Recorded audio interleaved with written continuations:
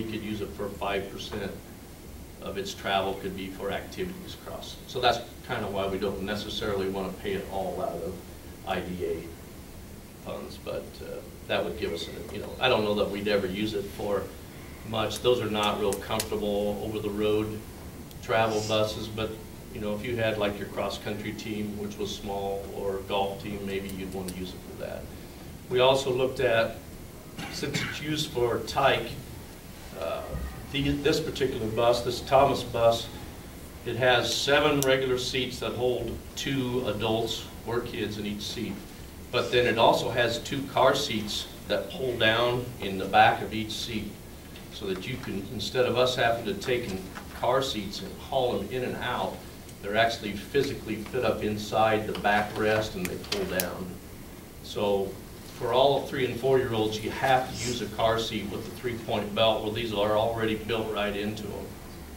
So it's another great feature for holding our 3- and 4-year-olds. Because right now we have the portable car seats, and every year they got to get certified. And even if they're certified, they have to be used properly and adjusted properly to be safe and to be legal. These are already built right into the seats and pulled down. So I think it's a great opportunity. So this bus would take care of that part of our transportation. We'd use a van, one of our current vans, and the minibus. Jim has a question on being serviced. And that was one reason we went with the Thomas, because we were also looking at the Thomas for 2 new, bigger buses. I don't know if it's going to be called York Truck Center, but that building being built up between the south of Petro, they will be able to be serviced there. All Thomas buses. All Thomas buses, because they're international engines. It's Omaha Truck Center. It's Omaha Truck Center. Cummins engines. Cummins engine, and they can do their. They can do all the warranty work right there, or most of it. But this minibus, though, that it has a General Motors engine or whatever. Okay. But like on the big ones, all the warranty work and things like that, especially down there. They wouldn't have to go to Omaha or Kearney or anything. We had to cut down some of the. Hopefully but our local mechanics can do most everything that's non-warranty, except for some of the major things. And for the major things, that's a big convenience to have that. It's going to be less than 20 miles away. So. Thank you. Thank you for that information. That helps make this. Okay. Roll call. Donovan. Yes. Lightline. Yes. Jacobson. Yes. Kleinschmidt. Yes. Nunn. Oshner, yes. Shelko. Dolmeyer. Yes. Malloy. Yes. Okay, and so we need the 6 buses, and we thought, I guess it's our recommendation to the committee that we buy 2 new Thomas safety liner buses.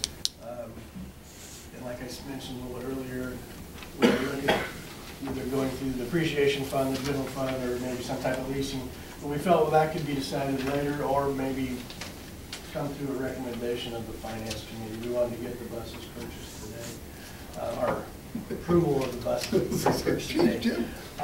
So I guess I would make the motion that we purchase 2 2012 Thomas safety liner buses at the cost of $79,389 each. I'll second that. I'll clarify a little bit more again, if you let me. We talked about buying a new bus every 3 years. So we looked at, we need 6 big buses, that trying to find 5 used buses, we don't know what the market's like or anything. Why not buy 2 new ones right now, spread some of those payments out over about 3 or 4 years, and that's the same thing as buying 2 new ones in the next 3 years to do it that way.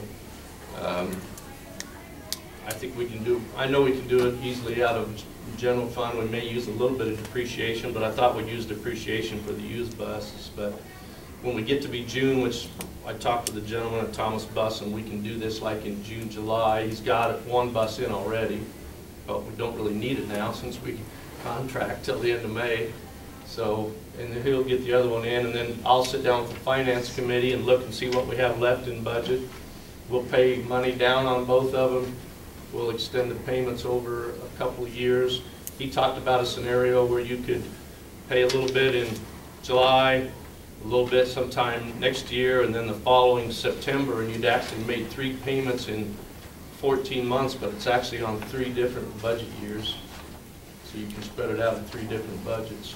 I want to pay some down because I know there's new bills right now in the legislature that's going to cap some of our expenditures next year, but only in general fund. So we can always use depreciation if we have to, but this year we got no restriction on general fund, and we have plenty of money. We have money already budgeted into our transportation for that, for not a whole bus, but at least for some of it. So that would be my recommendation, is that we